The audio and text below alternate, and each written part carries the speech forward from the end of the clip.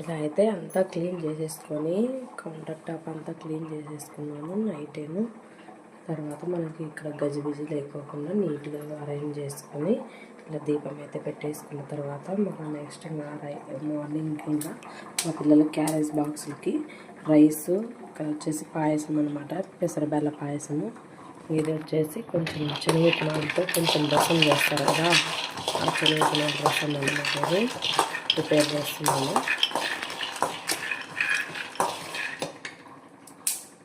పాయసానికి వచ్చేసి వెర్మిసెల్లి తీసుకున్నాను, బ్రౌన్ సేమియా. ఇదైతే బాగా నాన్ స్టిక్కీగా ఉంటుంది, లంసీగా ఉంటుంది, నాన్ లంసీ బాగుంటుంది టేస్టీగా. అందుకని ఇది వెర్మిసెల్లి ఇలా అయితే తీసుకున్నామండి. నేనైతే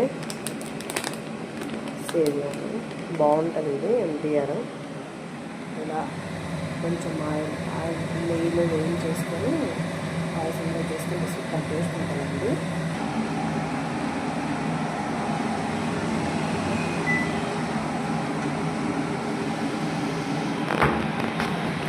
వెర్మిసెల్లి బ్రౌన్ సేమియా అనమాట. ఇది టేస్ట్ బాగుంటుంది, ఇది పాయసంలోకి నాన్ స్టిక్కి నాన్ లంసీగా ఉంటుంది, ఇది బాగుంటుంది ఎన్టీఆర్ వెర్మిసెల్లి. అసలు అయితే అయిపోయి పాయసానికి సేమియా, పెసరగా కొద్దిగా సగ్గు బియ్యం వేసి అయితే దోశ వేసుకుంటాము పిల్లలకి టిఫిన్ అనమాట. ఇది దోశ.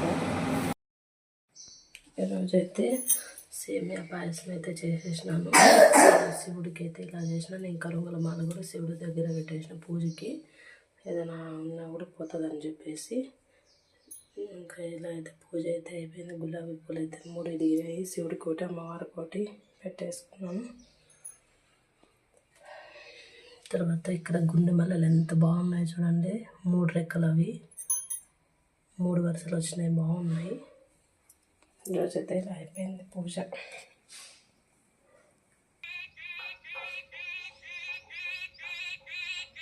మొక్క ఇట్లా మొక్క. వక్రతుండ మహాకాయ కోటి సూర్య వస్తాదులే సమప్రభ నిర్విఘ్నం కురుమే దేవ సర్వకార్యేషు సర్వదా